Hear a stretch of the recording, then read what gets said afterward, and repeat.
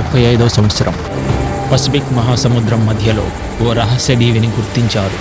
ఆ దీవికి చరిత్రలో ఎప్పుడూ మనిషి అడుగు పెట్టలేదు. అక్కడ అడుగుపెట్టిన తొలి జట్టు మనదే.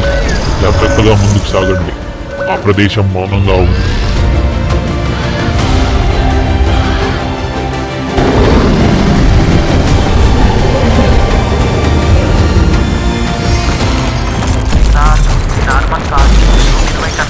శరీరం కంపనం కనిపిస్తోంది.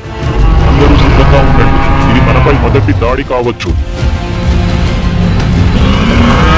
దౌర్జన్యం.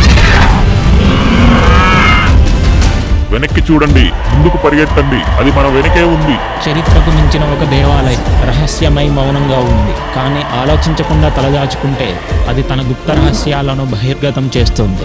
ఇది మనుషుల దేవాలయం కాదు, ఇది ప్రాచీన శక్తుల ఆస్తి. అందరూ బయటికి రండి, ఇటుగా పరిగెత్తండి. ఇది ఎవరో సృష్టించిన మృగం కాదు, ఇది ప్రకృతి మనిషిపై వేసిన శిక్ష. ఇది ఇక ముగించాలి. నా జట్టుని కాపాడాల్సిన సమయం వచ్చింది. ఇది ముగింపు కాదు, ఇది ప్రారంభం.